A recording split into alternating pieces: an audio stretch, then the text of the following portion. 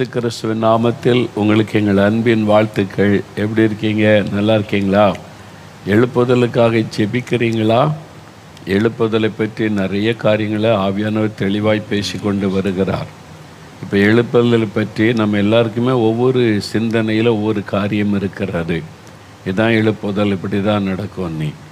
ஆனால் வேத வசனத்தின் வெளிச்சத்தில் நம்ம ஆராய்ந்து பார்த்தபோது பழைய ஏற்பாட்டு கால எழுப்புதல், புதிய ஏற்பாட்டு கால எழுப்புதல், அப்புறம் கடைசி கால எழுப்புதல், அதுக்கான வித்தியாசங்கள் என்ன, அந்த எழுப்புதல் எதுக்காக, புதிய ஏற்பாட்டு கால எழுப்புதல் எதுக்காக, இந்த கடைசி கால எழுப்புதல் என்பது எதற்காக, இதெல்லாம் ஆண்டவர் தெளிவாக காமிச்சிட்டார், பேசிட்டார்ல.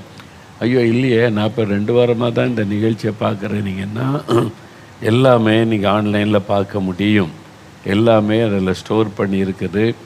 நீங்கள் ஜனவரி முதல் வாரத்திலேருந்து தொடர்ச்சியாக பார்த்தீங்கன்னா இந்த எழுப்புதலை பற்றி தொடர்ச்சியான பல காரியங்களை நானும் தேவ மனிதர் தேவனுடைய தீர்க்கதரிசி வின்சென்ட் செல்வகுமார் அவங்களும் விளக்கமாக பேசின காரியம் இருக்குது.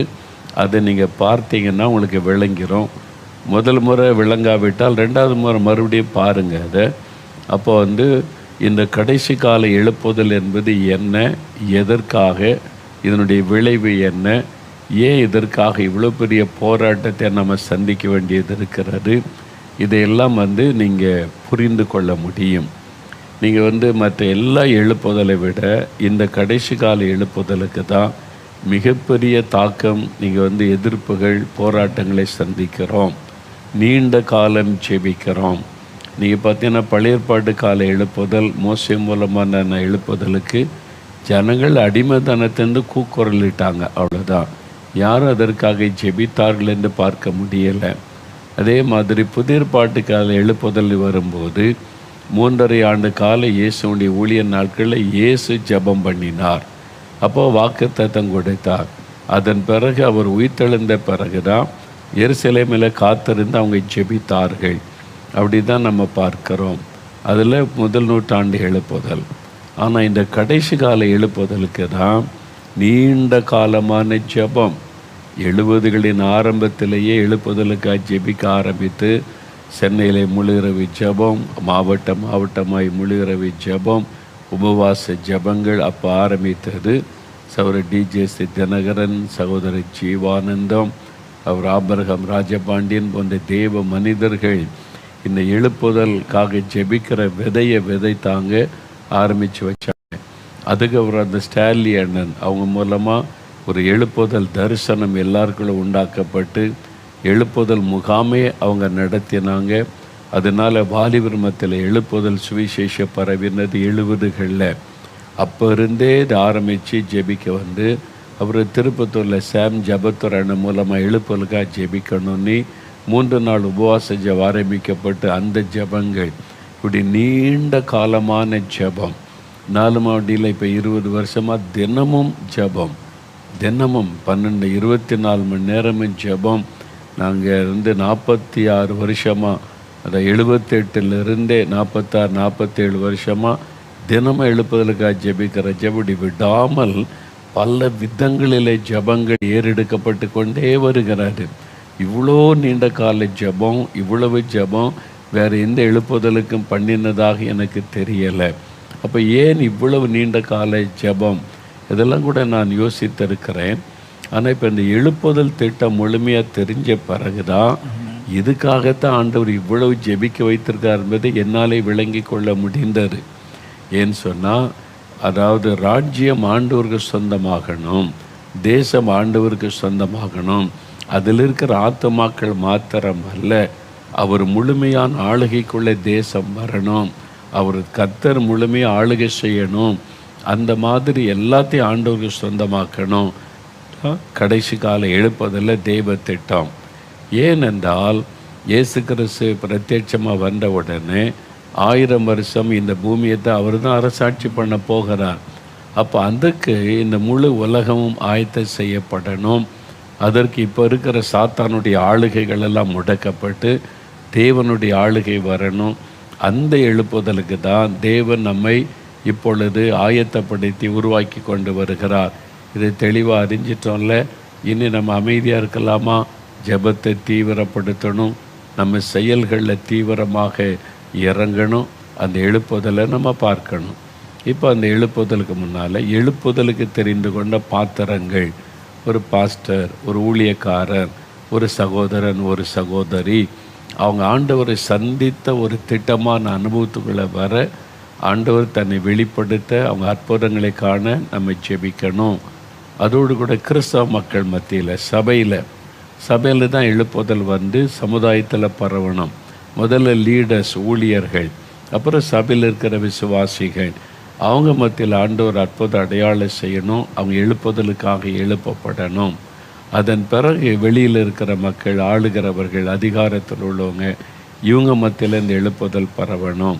அப்படி ஆண்டவர் தெளிவாக காண்பித்து இதுக்கெல்லாம் நம்ம ஜெபிக்கணும், ஸ்டெப் பை ஸ்டெப்பாக ஜெபிக்கணும் என்று கர்த்தர் பேசியிருக்கிறார். அப்போ இந்த எழுப்புதல் கால ஜெபம் என்பதே வித்தியாசமானது. அந்த காலத்துக்குள்ளே கர்த்தர் நம்மை நடத்தி கொண்டு இருக்கிறார். இந்த ஜெபத்தை தீவிரமாக செய்யணும். இதுவரைக்கும் நம்ம அப்படி பல காரியம் பார்த்துருக்குறோம். இன்றைக்கும் பல காரியம் பேச போகிறோம்.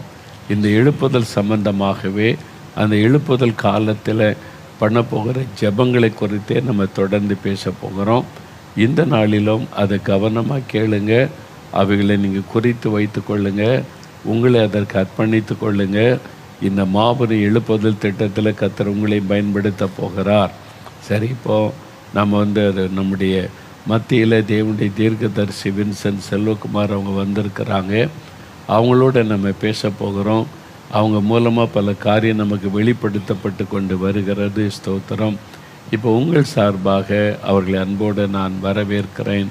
Praise the Lord brother. Praise the Lord அண்ணே. ஆமென். இன்றைக்கு நம்ம மக்களுக்கு இந்த எழுப்புதல் காரியத்தை பேச நமக்கு ஒரு நல்ல வாய்ப்பு ஆண்டவர் தந்திருக்கு. பொதுவாக அந்த எழுப்புதல் சம்பந்தமாக பேசும்போது நமக்குள்ளேயுமே ஒரு எழுப்புதல் ஒரு புதுப்பிக்கப்பட்ட ஒரு மனநிலை வர்றதை தெளிவாக பார்க்க முடியுது. இந்த நிகழ்ச்சியில் சொல்லப்படுகிற சில காரியங்கள் ரொம்ப கருகலாக இருக்கிறதுனால இவங்க திரும்ப திரும்ப அதை கேட்டால் தான் அதை விளங்கி கொள்ள முடியும். இது மேலோட்டமாக பார்த்தோம்னா நம்ம கொஞ்சம் சில காரியங்களை வேகமாக சொல்லிட்டு போகிறதுனால அவங்க அதை மறுபடியும் அதை டைஜஷன் பண்ணுற மாதிரி திரும்ப திரும்ப அதை கேட்கும்போது, அதனால தான் ஆன்லைனில் இருக்குது, நீங்கள் திரும்ப பார்க்க முடியும். ஜனவரி 1வது வாரத்திலேருந்தே, ஃபஸ்ட் வீக்கிலேருந்தே நீங்கள் தொடர்ந்து அதை திரும்ப பார்க்க முடியும். அதை பாருங்கள். ஆமாம். ஏன்னா பொதுவாக எனக்குமே கர்த்தர் சில தீர்க்க தரிசனங்கள், எழுப்புதலை குறித்த காரியங்களும் கொடுத்தா நான் கிட்டத்தட்ட ஒரு 15-20 தடவையாவது அதை திருப்பி திருப்பி நான் வாசிச்சிருவேன். அதில் என்ன இருக்குது, ஏன்னா கர்த்தருடைய வார்த்தை பல தடவை படித்தா ஒவ்வொரு தடவை படிக்கும்போது ஒவ்வொரு மேலதிகமான அர்த்தம் தெரியும். வேதத்தை நம்ம அதனால தான் இத்தனை முறை படிக்க முடியுது. இது நம்ம வேதத்தை படிக்கிற மாதிரி வேறு எந்த புஸ்தகத்தையுமே திருப்பி படிக்க முடியாது. யாரும் படிச்சதில்லை. சிலர் நம்ம பார்த்துருக்க 100 தடவை வேதத்தை படித்தவங்களாம் இருக்காங்க. அப்போ கர்த்தருடைய வார்த்தை, தீர்க்க தரிசனம் என்பதும் கர்த்தருடைய வார்த்தை தான். அப்போ அந்த வார்த்தைகளை நம்ம திரும்ப திரும்ப படிக்கும்போது அந்த ஒவ்வொரு வார்த்தையிலும் ஒரு விசேஷமான புது புது அர்த்தங்கள் வெளியாகும். அதில் எழுப்புதல் மேலே பாரம் கொண்டவங்க இந்த செய்திகளையும் சரி, இந்த எழுப்புதல் சம்பந்தமான காரியங்களை திரும்ப திரும்ப பேசணும், திரும்ப திரும்ப சொல்லி பார்க்கணும். அதுக்கு செய்யும்போது என்ன செய்யலாம்னா, ஜெபத்தில் ஒவ்வொரு முறை இதை சொல்லி ஜெபம் பண்ணும்போது நம்ம மறுபடியும் அந்த எண்ணங்களை, அதை குறித்த கருத்துக்களை புதுப்பிக்க முடியுது. அப்போ நம்ம சொன்ன இந்த ஒவ்வொரு காரியங்களையும் மனசில் வச்சு அவர்கள் அதை ஒரு ஜெப குறிப்புகளாக்கி அதுக்காக ஜெபம் பண்ணணும். எப்படின்னா, இப்போ முதல்ல தேவனுடைய ஊழியர்கள் நம்ம நடுவில் அற்புதங்கள் நடக்கணும் அப்படிங்கிறதுக்காக அவங்களுக்கு தெரிஞ்ச ஊழியர்கள், எழுப்புதலில் பாரப்படுற, எழுப்புதலில் பயன்படுற பாஸ்டர்கள், சுவிசேஷர்கள் எல்லாருடைய பேரை சொல்லி இவங்களோட நீங்கள் பர்சனலாக இடைப்படணும், அதே மாதிரி எங்கள் கூட இடைப்படணும் அப்படிங்கிறத சொல்லி அவங்க இந்த அதுக்காக ஜெபம் பண்ணணும். அது பண்ணும்போதே இப்போ நம்ம சொன்ன கருத்துக்கள் மறுபடியும் உங்களுக்கு ஞாபகத்துக்கு வரும். இப்போ ஜெபம் பண்ணுவோம் மறக்காமல். நாமெல்லாம் சில பேரை பார்த்தா நம்ம ரொம்ப வருஷம் கழித்து பார்க்கும்போது கூட கரெக்டாக அவங்களுடைய பேரை சொல்லுவோம் நம்ம. அப்போ அவங்க கேட்பாங்க, எப்படி ஞாபகம் வச்சுருக்கேன்? அவங்களுக்கு தொடர்ந்து ஜெபம் பண்ணால் ஞாபகம் இருக்கணும். நம்ம சும்மா கடந்து போயிட்டால் மறந்துடுவோம். சில விசேஷமான காரியங்களுக்காக அவங்களுக்கு ஜெபம் பண்ணிகிட்டு இருப்போம் நம்ம தொடர்ந்து. அப்போ அவங்கள நம்ம மறுபடியும் நினைவுகளை புதுப்பிக்க முடியும். அப்போ 2வது காரியம் தேவ ஜனங்களுக்குள்ள அற்புதங்கள் நடக்கணும், ஜெபம் பண்ணுங்க. அப்போ எங்கெங்கெல்லாம் தேவ ஜனங்கள் ஒன்றா கூடி வர்றாங்க, முழுகிற ஜெபங்களில், ஃபாஸ்டிங் ப்ரேயர்ஸில், சபை ஆராதனைகளில், சின்ன சின்ன ஜெபக்குழுக்களில் எங்கெல்லாம் தேவ ஜனங்கள் கேதர் ஆகிறாங்களோ அங்கெல்லாம் ஒரு அற்புதம் இல்லாமல் கூட்டம் முடிக்கக்கூடாது. அந்த மாதிரி நீங்கள் எங்களுக்கு செய்யுங்கன்னு இவங்க ஜெபம் பண்ணணும். ஆமென். பேக்கப் கொடுக்க தானே கர்த்தனாக இருந்து அப்போ அதை வந்து செய்கிறபடிக்க வைக்கணும். மூணாவது வந்து தேசத்தில் பகிரங்கமாக மற்றவர்கள் கண்களுக்கு முன்பாக அதில் அதிகாரிகள், அதிகாரங்கள், தேவனை அறியாத புறஜாதிகள், நீங்கள் சொன்ன மாதிரி மந்திரவாதிகள், ஒரு ஊரை தன்னுடைய கட்டுப்பாட்டில் வச்சுருக்கிறவங்க, பெரிய பணக்காரர்கள், ஜமீன்தார்கள், இந்த மாதிரி இருக்கவங்களுக்கெல்லாம் அவங்க முன்னாலெல்லாம் கர்த்தர் அற்புதம் செய்யணும் அப்படின்னு சொல்லணும். இப்போ நம்ம அடுத்து பார்க்க போகிற காரியம் வந்து இந்த எழுப்புதல் வந்து அப்படி நகரக்கூடியது. கர்த்தர் நமக்கு சொன்னது ஒரு இடத்துல ஆரம்பிக்கும், அது உலகம் முழுவதும் அப்படி பரவும் அப்படின்னு சொல்கிறாங்க. அந்த உலகம் முழுவதும் அது வந்து நகரும் போது ஒவ்வொரு இடத்துலையும் ஒவ்வொரு விதமான சில தடைகளை சந்திக்க வேண்டி வரும். ஒரு தேசத்தில் சட்டமே போட்டிருப்பான், இங்கே வந்து சொல்லக்கூடாதும்பாங்க. ஒரு தேசத்தில் அந்த தேசத்தில் எழுப்புதலை உள்ள நுழைய விடாதபடிக்கு சில பாரம்பரியங்கள் இருக்கும். ஆப்பிரிக்கா மாதிரி சில தேசங்களில் பார்த்திங்கன்னா ஒரு எழுப்புதலோ அல்லது வேறு மத காரியங்கள் வர முடியாதபடிக்கு மந்திரவாதங்களால் ஜனங்களை கட்டி வச்சுருப்பாங்க. இந்த திபெத்து தேசங்களுக்குள்ளே போனீங்கன்னா திபெத்தில் இருக்கக்கூடிய லாமாக்கள், அந்த லாமாக்கள் ஜனங்களை வந்து ஒரு பிளாக் மேஜிக் பண்ண மாதிரி பண்ணி ஆட்டு மந்த மாதிரி கட்டி வச்சுருப்பான். நீங்கள் மேலே மலையிலேருந்து குதிச்சிருவாங்க, நீ இப்படி செய்யினா செஞ்சுருவான். அந்த அளவுக்கு அவங்கள வந்து சில எந்திரங்கள், மந்திரங்கள், தந்திரங்கள் என்னவெல்லாம் வச்சு அவங்கள வந்து அந்த மாதிரி வச்சுருப்பாங்க. சில இடங்களில் வந்து இப்போ நேபாளம் போன்ற பகுதிகளில் என்ன தடை இருக்குன்னா, அந்த ஆவிகளை வந்து அவங்க எப்போவுமே ஆக்டிவாக வச்சுக்கிடுவாங்க. அதுக்கு வந்து ப்ரேயர் வீல் அப்படின்னு ஒன்று ப்ரேயர் வீல் இருக்கும். ப்ரேயர் வீல் அது பேர். அந்த ப்ரேயர் வீலில் அது நான் கூட ஒன்று வச்சுருந்தேன் அங்கே போகும்போது வாங்கிட்டு மாடலுக்கு. அது வந்து ஒரு இது மாதிரி வந்து சுற்றுற மாதிரி இருக்கும், சுழல்ற மாதிரி. அதுக்கு நடுவில் ஒரு தகரம் வச்சு அந்த தகரத்தில் வந்து ப்ரேயராக அவங்க ஏதோ வந்து ஆவிகளை பற்றி அதுக்கு ஆராதிக்கிற ப்ரேயரை வந்து வச்சுருப்பாங்க. அதுக்கு மேலே ஒரு மூடி போட்டிருப்பாங்க, இதில் ஒரு கயிறு மாதிரி ஒரு நூல் மாதிரி போட்டிருப்பாங்க, கீழே ஒரு கைப்பிடி இருக்கும். இப்படி சுற்றுனீங்கன்னா சுத்தம், இந்த கிளுகிழுப்ப மாதிரி முந்தைய சுத்தம், அது மாதிரி சுற்றினா சுத்தம். இது ஒரு தடவை சுற்றும் போது அந்த மந்திரத்தை நீங்கள் ஒரு தடவை உச்சரிச்சதுக்கு சமம். சின்ன குழந்தைகள்லேருந்து பெரிய ஆளுக்க வரைக்கும் இந்த ப்ரேயர் வீல் வந்து கையில் வச்சுருப்பாங்க, இப்படி சுற்றிக்கிட்டே இருப்பாங்க. அப்படியே எப்பவுமே இப்படியே சுற்றிக்கிட்டே இருந்தாங்கன்னா அந்த உள்ள தகரம் வந்து சுத்தம். அதில் உரசும் போது அந்த ப்ரேயர் உச்சரிக்கப்பட்ட மாதிரி. இது வந்து அங்கே இருக்கவங்களுடைய கையில் மாத்திரம் இல்லை, அங்கே இருக்கிற புத்த மடாலயங்கள் இருக்குல்ல, ஆமாம், ஆராதிக்கக்கூடிய இடங்கள், கோயில், அந்த கோயிலில் பெருசாக வச்சுருப்போம். அப்படி அது காற்றுல அப்படியே சுற்றிக்கிட்டே இருக்க மாதிரி இருக்கும். மேலே உள்ள அந்த கலசத்தில் அந்த ப்ரேயர் வீல் வச்சுருப்பாங்க, அதை சுற்றுற மாதிரி வச்சுருப்பாங்க. அப்போ என்னென்னா அந்த இடம் முழுவதுமே இவங்க வச்சுருக்கிற அந்த ஆவிகள் அந்த இதில் அதனுடைய மந்திர உச்சாடனங்கள் அங்கே நடந்துக்கிட்டே இருக்கும். இது போக அங்கே இந்த லாமாக்கள் வந்து பெரிய பெரிய ஜாலர்களை வச்சு அடித்து சத்தத்தை எழுப்பி, உங்களுக்கு தான் தெரியுமே அந்த லாமாக்கள் அப்படி நடந்தே ப்ரே பண்ணுவாங்க. அப்போ அந்த மாதிரி பண்ணுறது போது அதுக்குள்ளே நம்ம போகும்போது அந்த தடைகள் உண்டாகும். சில இடத்துல வந்து இயற்கையின் தடைகள் இருக்கும், சில தேசங்களில் போக முடியாதபடிக்கு. அங்கே பார்த்தீங்கன்னா குளிர், மழை, பனி, போக முடியாது, ஊழியம் செய்ய முடியாது. இப்போது தடைகளை தகர்க்கும், எழுப்புதலுக்கு எதிரான தடைகளை தகர்க்கும் அதிகாரத்தை கர்த்தர் நமக்கு தரணும். ஏன்னா இப்போ இவங்க வரும்போது அந்த எழுப்புதல், இப்போ வந்து இஸ்ரேல் ஜனங்கள் வந்து நடக்கிறாங்க, எழுப்புதல் நகருது, எகிப்தை விட்டு நகருது. நடுவில் பார்த்தீங்கன்னா கடல், ஒரு தடை, தகர்க்கிறாங்க. அடுத்தாப்பில் உள்ளே போகிறாங்க, எரிகோ, அலங்கம், தடை, தகர்க்கிறாங்க.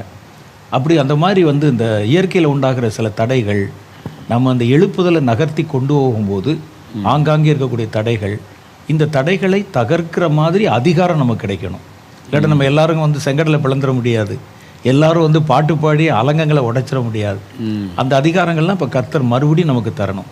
ஒவ்வொரு தேசத்துலேயும் ஒவ்வொரு விதமான தடைகள், கர்த்தருடைய பிள்ளைகள் அந்த எழுப்புதலை கொண்டு வரும்போது அந்த தடைகள் நம்ம புஷ் பண்ணுறதை பார்க்க முடியும் நம்ம.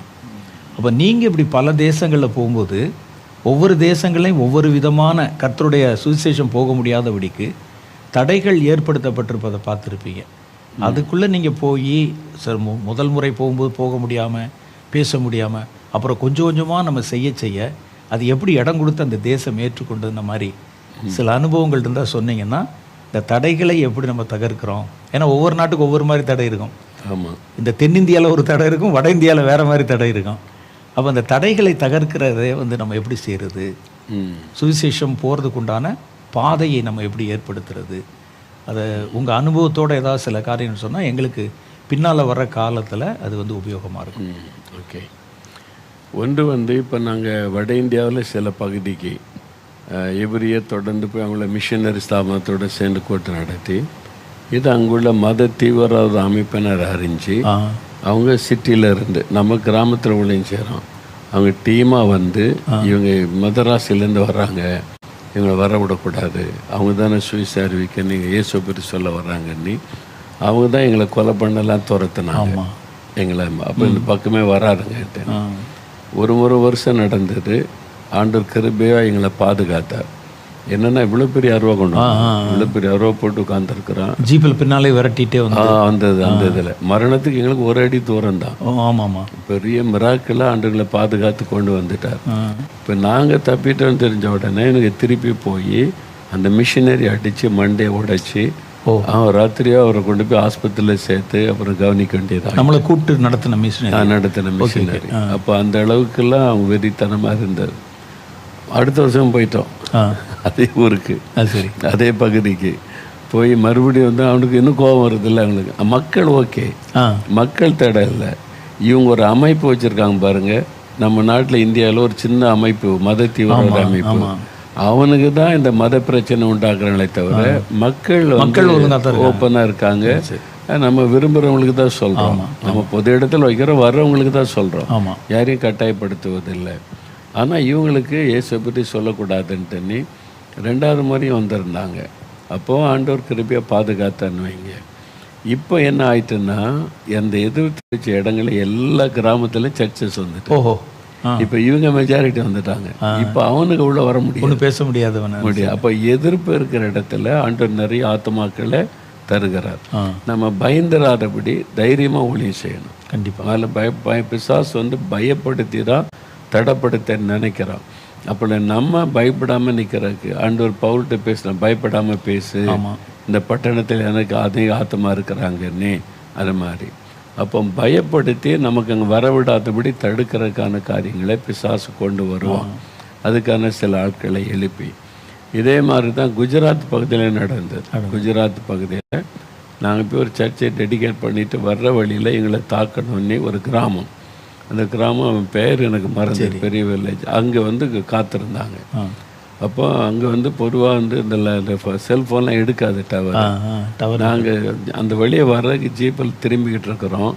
எங்கேயோ ஒரு இடத்துல லைன் எடுத்துகிட்டு பேசுகிறாங்க, இங்கே இந்த இடத்துல உங்களை தாக்குறதுக்கு ஒரு பெரிய டீமே இருக்காங்க, இந்த வழியில் வராதுங்கன்னு சொன்ன உடனே எங்கள் ஜீப்பை வேறு வழியில் நாங்கள் வர்றதுக்கு ஒழுங்கு பண்ணி போயிட்டோம். ஆனால் அந்த வழியில் நம்ம ஊழியத்துள்ள சாம் ஒரு இன்னொருத்தர் வந்து ஊழியத்துக்கு அவங்க பைக்கில் 2-3 மிஷினரிகள் கூப்பிட்டு போயிட்டு ஊழியம் முடிச்சுட்டு அவங்க வர்றாங்களா, அந்த கோத்தில் அவங்கள தாக்கி அவங்களும் அடி வாங்கினாங்க. அடிப்பட்டு தாக்கி உயிர் தப்புனதே ஆண்டோடைய பெரிய கிருபை. அப்போ அந்த மாதிரி நம்ம வரவிடாது பயமுறுத்தி சுவிசேஷம் வராதபடி எழுப்புதல் தடுக்கிறதுக்கு பிசாசு நினைக்கிறான். ஆனால் இப்போ என்ன ஆச்சுன்னா இந்த தாக்கப்பட்ட அதே கிராமத்தில் மெஜாரிட்டி கிறிஸ்டின்ஸ் ஆகிட்டாங்க, பெரிய சர்ச்சை வந்துட்டு இப்போ அங்கே எதிர்ப்பில். அப்போது நமக்கு பிசாசு வந்து தடுக்க ட்ரை பண்ணுவான். மனிதர்கள் மூலமாக வரக்கூடிய எதிர்ப்புகள், தடைகள். நம்ம தைரியமாக பயப்படாதபடி ஆண்டவருக்காக தானே அடிப்பட்டாலும் சரி மறிச்சாலும் சரின்னு பவுல் மாதிரி இறங்கிட்டோன்னா கர்த்தர் ஜெயம் கொடுத்துட்றாரு. அது அந்த எழுப்புதல் வந்து போகிறதுக்கு அந்த உள்ளே வரக்கூடாதுங்கிற மாதிரி விதிக்கிற சில தடைகளில் ஒவ்வொரு இடத்துலையும் ஒவ்வொரு விதமான தடைகள் இருக்கும். இது வந்து ஒரு குறிப்பிட்ட மனுஷர் ஒரு குரூப் தான் அப்படி இருப்பாங்க. இன்னும் சில இடத்துல பார்த்தீங்கன்னா அந்த அரசாங்கமே சட்டமே போட்டு வச்சிருக்கும். ஆமாம், இப்போது ஒரு நாட்டுக்குள்ளே நீங்கள் வேறு மதஸ்தர்கள் மதத்தை வந்து பிரசங்கிக்கக்கூடாது. ஏன்னா இஸ்ரேல் தேசத்தில் கூட கிறிஸ்தவ அந்த கைப்பிரதிகளோ வேறு எதுவும் கொடுக்கக்கூடாது ஒரு சட்டம் கொண்டு வர பார்லிமெண்ட்டுக்கு வந்தது பண்ணாங்க. ஆனால் ஆண்டோடைய கிருபையில் ஜெபத்தினால அது கொண்டு வரக்கூடாதுன்னு தடை பண்ணிட்டு. இல்லை இஸ்ரேலில் அப்படி ஓகே. இப்போ இது மாதிரி சில தேசங்கள் இருக்கும், அவங்க ஒரு மத நம்பிக்கை வச்சுருப்பாங்க, அதுக்குள்ளே நீங்கள் வரக்கூடாதுன்னு வச்சுருப்பாங்க. இப்போ எங்கள் ராமநாதபுரம் பகுதியிலே பார்த்தீங்கன்னா சில ஊர்களில் வெளியே வந்து பெரிய ஒரு போர்டு வச்சுருப்பாங்க, பிற மதஸ்தர்கள் உள்ளே வந்து தங்களுடைய மதங்களை பிரச்சாரம் பண்ணக்கூடாது. அதுக்கப்புறம் வந்து இந்த பிச்சை எடுக்கிறவர்கள் வாரத்தில் வந்து வெள்ளிக்கிழமை ஒரு நாள் அப்புறம் இன்னொரு நாள் இதுதான் வரணும்.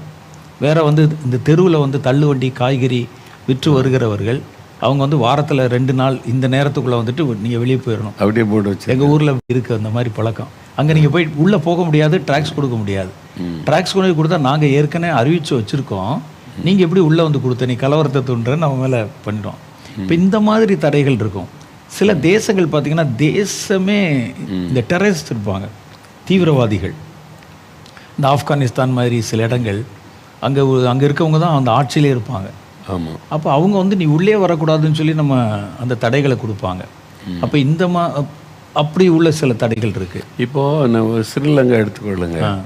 ஒரு காலத்தில் நம்ம வந்து பல வருஷமாக ஒளிஞ்சு செய்கிறோம். 20-30 யுத்த காலத்திலே அங்கே போய் எல்லா இடமே ஜெபிச்சிருக்கிறோம், அங்கே போய் கூட்டம் ஊழியம் செஞ்சுருக்கோம். யுத்தம் முடிஞ்ச பிறகும் நீங்கள் வந்து யாழ்ப்பாணம் கிளிநொச்சி இடத்துல பப்ளிக் மீட்டிங்காக நடத்தியிருக்கிறோம். அங்கே இருக்கிற மிலிட்ரி ஆஃபீஸர்ஸ் வந்து நாங்கள் ஒரு சமயம் கிளிநொச்சியில் 3 நாள் உபவாச ஜெபத்துக்கு போயிருந்தோம். ஒரு கவர்மெண்ட் ஸ்கூலே கொடுத்தாங்க, இங்கே நடத்திக்கொள்ளுங்க நீ அது சாஸ் கொடுத்து அதுக்கு வந்து எங்களுக்கு பெரிய பந்தல் அமைக்கணும், ஏன்னா 4000 பேர் வருவாங்க. மிலிட்ரி ஆஃபீஸர்ஸ் வந்து அமைச்சு கொடுத்தாங்க. மிலிட்ரி டீம் எல்லாம் நாங்கள் ஃபோட்டோலாம் இருக்கு எனக்கு. அவங்க வந்து நல்ல கிராமத்துலேருந்து வருகிறவங்கள வந்து மிலிட்ரி வேனில் கொண்டாந்து கூட இறக்குனாங்க. வந்து அவங்க மிலிட்ரியே வந்து எங்களுக்கு அந்த பந்தெல்லாம் அமைச்சு கொடுத்து ஹெல்ப் பண்ணாங்க. அப்படிலாம் இருந்தது.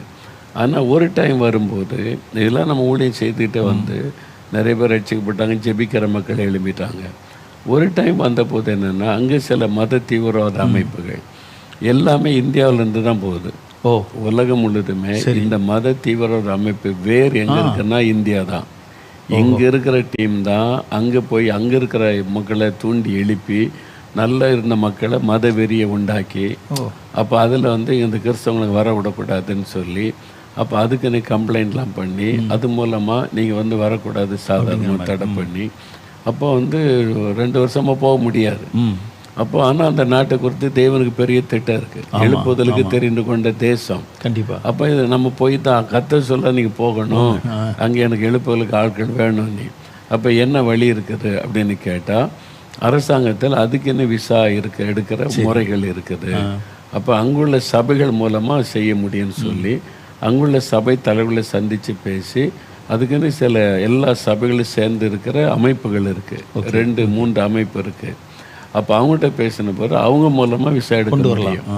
அப்போ அவங்க வந்து இந்தந்த இடத்துல அவங்க பிரசங்கம் பண்ணணும், நாங்களும் இன்வைட் பண்ணுறோன்னா அரசாங்கம் அதெல்லாம் பார்த்துட்டு நம்ம இதுக்கு முன்னால் போயிருக்கிறோம், நம்ம மத பிரச்சனை உண்டாக்குனதில்லை, யாரையும் திட்டினதில்லை, அதெல்லாம் ரிப்போர்ட்லாம் பார்த்துட்டு ஓகே அப்படின்னு இப்போ விசா கொடுத்து நம்மளை போய் இப்போ ராஜ மரியாதை போலியும் செய்கிறோம்.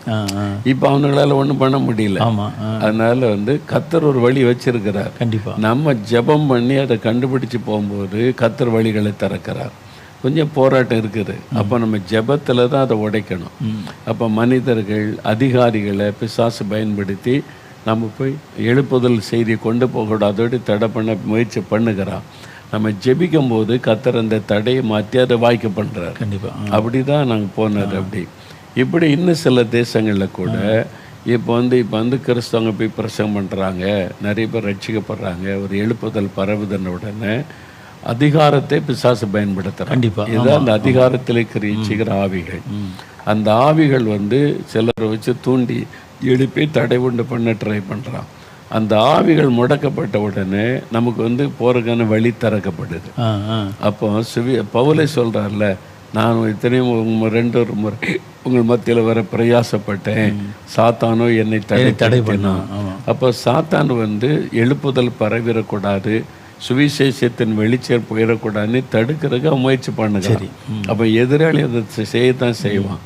ஒரே வழி நம்முடைய ஜெபத்தை தீவிரப்படுத்தணும், அதிகப்படுத்தி அந்த ஆவிகள் பின்னால் இருந்து செயல்படுகிற அதிகாரிகள் மூலமாக செயல்படுகிற ஆவி, அப்புறம் துரைத்தனத்தின் ஆவி தான் இந்த மத தீவிரவாதிகளை பயன்படுத்துவது துரைத்தனத்தின் ஆவி. அதை நம்ம பயன் பண்ணிட்டோம்னா அதெல்லாம் செயலிட்டு போயிடும், கர்த்தர் நமக்கு வழி திறந்துடுறாரு. இப்போ ஏன்னா அந்த இப்போ வரக்கூடிய கடைசி கால எழுப்புதல் உலகத்தினுடைய எல்லா பகுதிக்குள்ளும் போயாகணும். அப்போ ஒவ்வொரு இடத்துலையும் ஒவ்வொரு விதமான தடைகள். ஒரு இடத்துல கடல் இருக்குது, ஒரு இடத்துல பார்த்தீங்கன்னா சுவர் இருக்குது, ஒரு இடத்துல பார்த்தா அந்த அரசாங்கம் இருக்குது. இப்படி வந்து இவங்களுடைய அந்த 40 வருஷ பயணத்திலே பார்க்குறோம். அவங்க கூட ஒரு ரூட்டில் தான் போனாங்க 40 வருஷமா. ஆனால் இப்போ உள்ள எழுப்புதல் வந்து ஹோல் வேர்ல்டு முழுசும் சின்ன சின்ன ஐலாண்ட் முதற்கொண்டு எல்லா நாட்டிலையும் போகும்போது சில நாடுகள் வந்து மத நம்பிக்கை இல்லாத நாடுகள் இருக்கும். அவங்க ரொம்ப தீவிரமாக இருப்பாங்க. நம்ம பார்த்துருக்கோம், இந்த ருமேனியா மாதிரி, பல்கேரியா மாதிரி, அந்த மாதிரி கண்ட்ரிஸ் இருக்கும். சில இடத்துல வந்து இந்த சர்வாதிகாரிகளுடைய ஆட்சியில் இருக்கும். ஆமாம், ஒரு வடகொரியா இந்த மாதிரி வடகொரியா போக முடியாது, இதுக்குள்ளெல்லாம் போக முடியாது. அப்போ இந்த தடைகளை தகர்க்கிறதுக்கு நம்ம என்ன மாதிரியான அதிகாரத்தை பயன்படுத்தணும், இதுக்கு நம்ம எப்படி வந்து ஜெபம் பண்ணணும்? ஏன்னா இப்போ வந்து அடுத்து எழுப்புதல் போகிறதுக்கான பாதையை திறக்கிற அந்த தடைகளை தகர்க்கிற ஜெபம் பண்ணணும். அதுதான் கான்செப்ட். இப்போ இதுக்கு வந்து என்னென்ன மாதிரி பண்ணால், ஏன்னா ஒன்று வந்து மனுஷ தடைகள், இன்னொன்று வந்து இந்த சாத்தானுடைய தடைகள், ஒன்று இயற்கையிலே தடைகள் இருக்கும். சில இடங்கள் ஒரு சைபீரியன் காடுகள் பகுதிகள் போனீங்கன்னா குளிர் பனி அங்கே இருக்கிற இதுக்குள்ளே போக முடியாது. ஆக்சுவலாக இது எல்லாமே நீங்கள் பார்த்தீங்கன்னா பவுல் சொல்கிறார்ல, கடைசி காலம் தீங்கு நாளில் இந்த 4 விதமான ஆவிகள். ஒன்று துரைத்தனத்தின் ஆவி, இதுதான் கண்ட்ரோலிங் ஸ்பிரிட், பயப்படுத்தி அடிமைப்படுத்த கண்ட்ரோலிங் ஸ்பிரிட். இந்த மத தீவிரவாத அமைப்புகள் இதுக்கு பின்னால் இருக்கிறதெல்லாம் இந்த ஆவி தான். இந்த ஆவி தான் அவங்கள தூண்டுது, அவங்கள தூண்டி பயப்படுத்தி அடிமைப்படுத்துறது. இந்த எங்கள் நாட்டுக்குள்ளே வரக்கூடாது, இங்கே சொல்லக்கூடாது, இந்த பகுதிக்குள்ளே வரக்கூடாதுன்னு அது இப்போ உலகெல்லாம் கிரியை செய்கிறது இந்த ஆவி. அப்போது இங்கே இந்த அமைப்பு தான் இதுக்கு விரோதமாக செயல்படுது. இந்த ஆவி தான் பின்னாலுக்குன்னு தெரிஞ்சு அதை குறி வைத்து நம்ம உபவாசம் பண்ணி ஜெபிச்சுட்டா அதை கத்தர் முடக்கிடுவார். அப்போ அவங்க செயலற்றவங்களாம் அவங்க இருக்கும் அந்த அமைப்பு, ஆனால் செயல்படாமல் போயிடுவாங்க. அப்போது எனக்கு வந்து அந்த ஆவி என்னங்கிறது நான் வந்து பகுத்தறியணும்ல, பகுத்தறியும். அப்போ கர்த்தரிடத்தில் இதை கொடுத்து கேட்கணும் அவங்க. அப்போ ஏன் இந்த தடை வருது அப்படின்னு ஜெபிக்கும் போது தான் இப்போ நாங்கள் ஒரு நல்லா உழைத்து போனோம், அங்கே இப்போ வரக்கூடாதுன்னு தடை வந்திருக்குன்னா அதுக்காக ஜெபிக்கும்போது அது என்ன ஆவி, அங்கே வந்து துரைத்தன்னை ஆவி கரிய செய்தா அல்ல அதிகாரிகளை பயன்படுத்துகிற ஆவி, அந்த தான் அந்த அதிகாரத்தை தூண்டி எழுப்பி இதை தடைப்படுத்துகிற ஆவி. அப்போ அந்த ஆவி கட்டப்பட்ட உடனே அந்த அதிகாரத்தில் நமக்கு ஒன்று வழி திறக்கப்பட்டுரும். யார் தடைப்படுத்துகிறாங்களோ அவங்களே வழி திறந்து வாங்க அப்படின்னு கூப்பிட்ற அளவுக்கு ஒரு மாற்றம் வந்துடும். அப்போ அந்த அதிகாரத்தில் கிரியை செய்கிற ஆவி. 3வது ஆவி அந்தகார லோகாதிபதி. அது பில்லி சூனிய மந்திரவாதம். கிறிஸ்தவ ஊழியர்கள் வரக்கூடாது, அவங்க வந்து இந்த எல்லைக்குள்ள நுழையக்கூடாது, அதுக்கு மந்திரவாதம் செய்யறதுக்குன்னே இருக்காங்க. அப்போ அவங்க வந்து அதை குறி வைத்து மந்திரவாதம் பண்ணுறதுனால அதை முடக்காம நம்ம உள்ள நுழைய முடியாது. கண்டிப்பாக. அப்போ அதை நம்ம முடக்கணும். அப்புறம் வான மண்டலத்தின் ஆவிகள். இப்போ எடுத்துருந்தால் ஒரு தேசத்துக்கு போகிறோன்னா அந்த தேசத்தின் வான மண்டலத்தில் தான் சாத்தான் தன்னுடைய ராஜ்யத்தை ஸ்தாபித்து அங்கே இருந்து கொண்டு தான் அந்த தேசத்தை நிர்வாகம் முழுசு மேலே இருக்கும். நிர்வாகம் முழுது இருக்கிறது வான மண்டலத்தில். அங்கே இங்கே ஒரு பிரசிடென்ட் இருப்பார், அவங்க ஒரு பிரசிடென்ட் இருப்பான். அதான் தானியல்ல நம்ம பாருங்க, இந்த பிரசிடென்ட்டை கண்ட்ரோல் பண்ணுறது வந்து அவன் வான மண்டலத்தில் இருந்து கொண்டு அந்த தேசம் முழுவதையும் கண்ட்ரோல் பண்ணுகிற ஆவி. இப்போ அவன் ஆளுகைக்குள்ள வச்சுருக்கான். நம்ம அங்கே போய் சுவிசேஷ அறிவிக்க போனால் அவனுடைய ராஜ்யம் பாதிக்கப்படும். ஏன்னா அவனுடைய ராஜ்யத்தில் இருக்கிற மக்கள் தேவனுடைய ராஜ்யத்துக்கு வந்துடுவாங்க.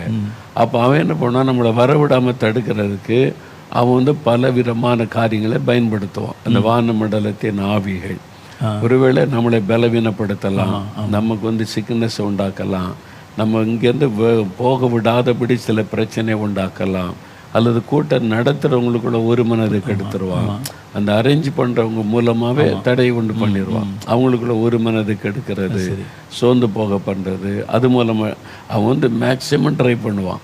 ஏன்னா பிசாஸ் வந்து சோர்ந்தே போக மாட்டான், நம்ம கூட சோர்ந்து போவோம். அது சரி, அவன் 24 hours ஜாப்ல இருக்கான், அவன் 24 hours ஒர்க் பண்ணுவான்.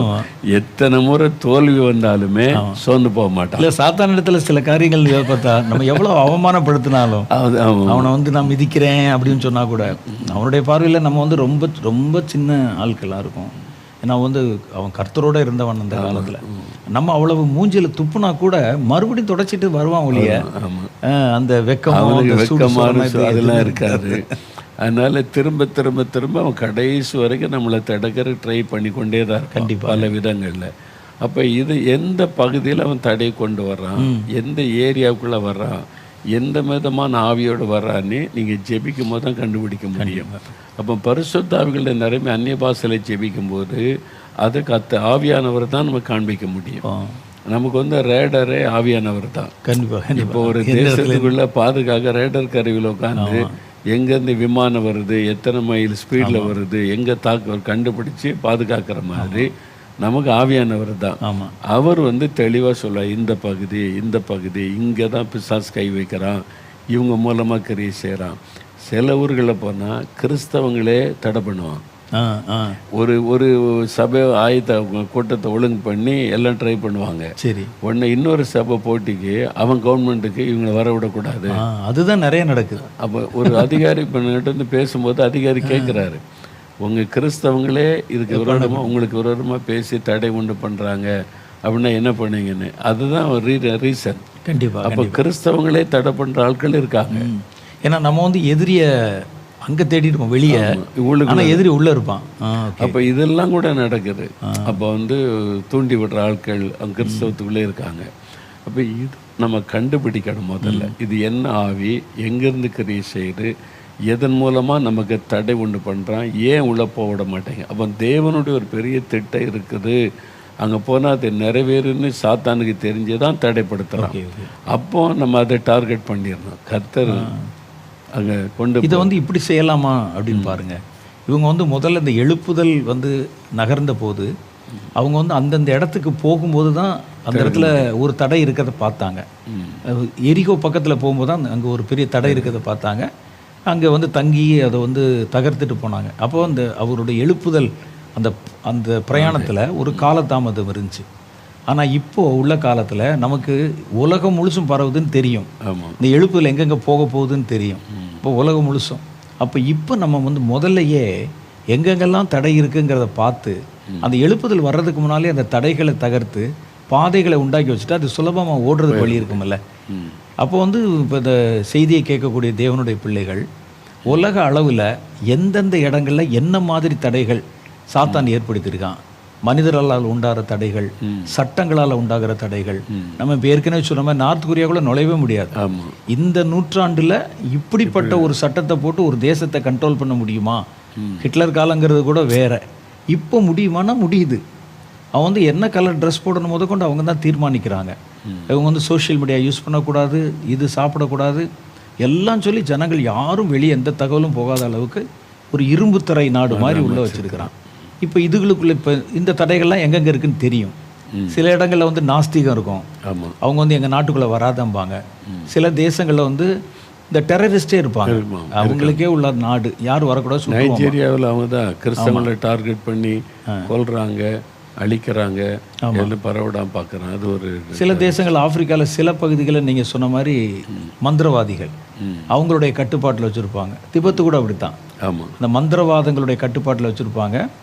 நம்ம உள்ளே போகும்போதே அவன் கண்டுபிடிச்சிருவான்.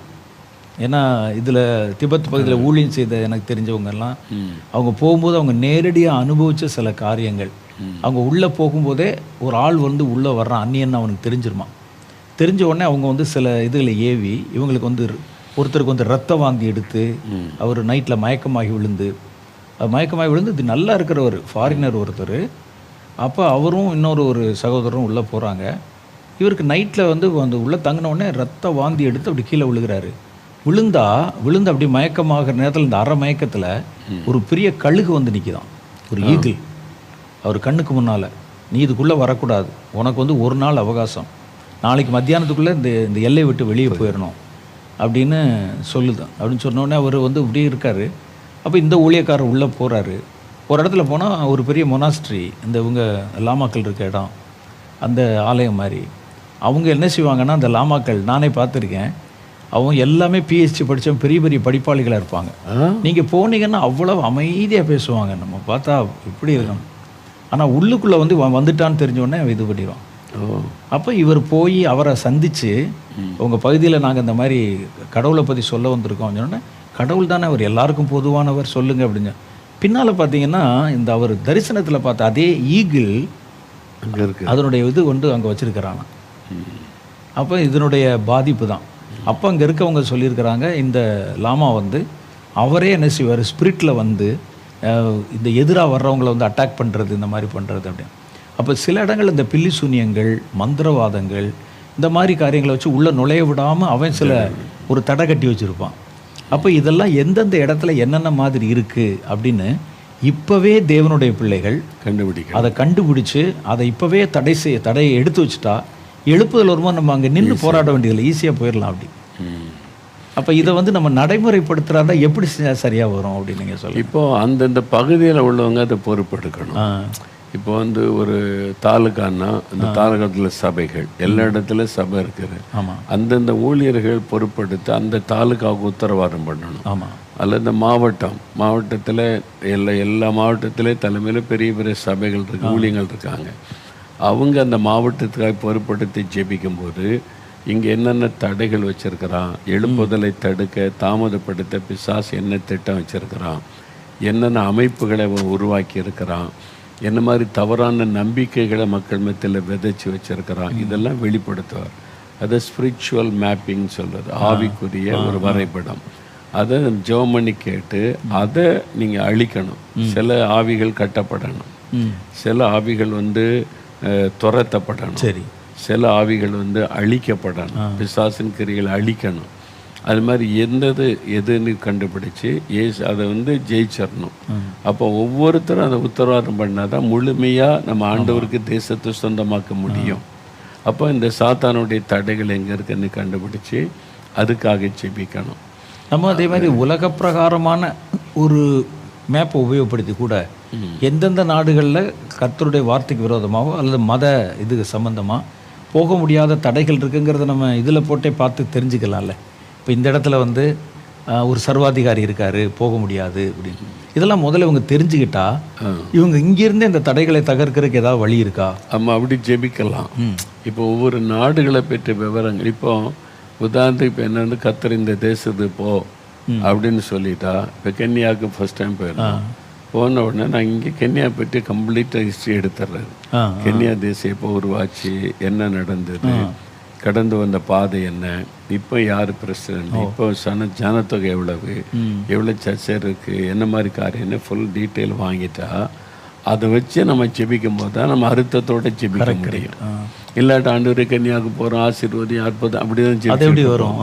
அப்போ உள்ளுக்குள்ளே என்ன இருக்குது, யார் இருக்கான்னு பார்த்தா பிரசிடென்ட்டு கிறிஸ்டின்னு, அதனுடைய வைஸ் பிரசிடென்ட் ஒய்ஃப் வந்து ப்ரீச் எல்லாம் பண்ணி ஜெபெல்லாம் நடத்துமா.